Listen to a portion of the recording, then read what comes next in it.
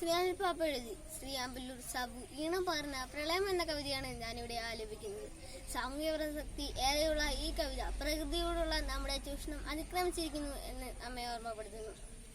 മല ചുരത്തിയ നീരുറവകൾ അണകൾ കെട്ടിയടച്ചു നാം, പുഴയൊഴുകിയ വഴികളൊക്കെയും അതിരുകല്ലുകൾ പാകി നാം, കുന്നിടിച്ചു നിരത്തി നാം പുഴകളൊക്കെ നികത്തി നാം, പണിതു കൂട്ടി രമ്യഹർമ്മ്യം കൃഷിനിലങ്ങൾ നികത്തി നാം.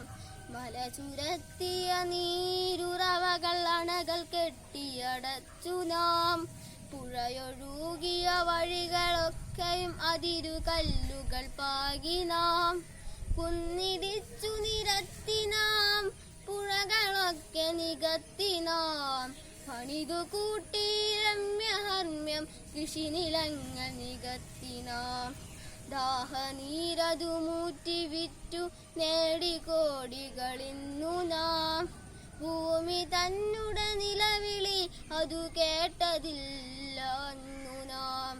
പ്രകൃതി തന്നുടെ സങ്കടം അണനിറഞ്ഞൊരു നാളിൽ നാം, പകച്ചുപോയി പ്രളയമെന്നൊരു മാരി തന്നുടെ നടുവിൽ നാം.